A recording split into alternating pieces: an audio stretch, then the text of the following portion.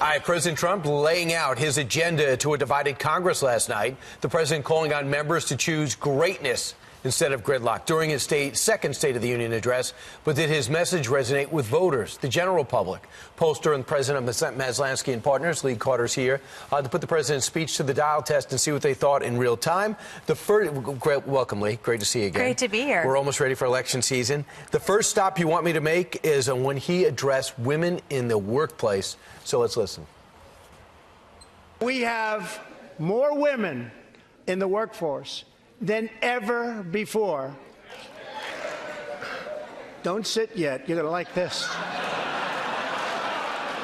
And exactly 1 century after Congress passed the constitutional amendment giving women the right to vote, we also have more women serving in Congress than at any time before.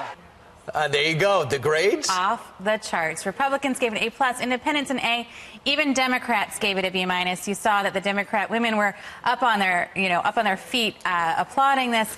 It was unbelievable what he did in that moment. He got everybody together, everybody excited. It was energizing and memorable. Well, they did kind of say, hey, they were saying, I got the job because I'm in Congress now for well, the election. That's their response, but he hit on every key point. I think they chanted USA after that. They did. So the time in which the president wanted the theme to be coming together, but when it came to immigration, he knows it's not possible right now. So he brought up the difference between legal and illegal immigration. Right. Let's watch. Now is the time for Congress to show the world that America is committed to ending illegal immigration and putting the ruthless coyotes, cartels, drug dealers, and human traffickers out of business. And the grades? And the grades there, you can see Republicans off the charts there. They gave it an A. Independents just about a C. And Democrats an F. The problem here, you can see they're on board with the immigration policy until he goes to coyotes. That was an issue with independents. It didn't make them go off the charts. Immigration, though, really, really strong speech by the president. Stacey Abrams gave the retort, the rebuttal, but she didn't listen to the speech. She wrote this ahead of time. So it's not really a rebuttal. It's what she thinks. Watch. Just a few weeks ago, I joined volunteers to distribute meals to furloughed federal workers. They waited in line for a box of food and a sliver of hope since they hadn't received paychecks in weeks. Making livelihoods of our federal workers a pawn for political games is a disgrace.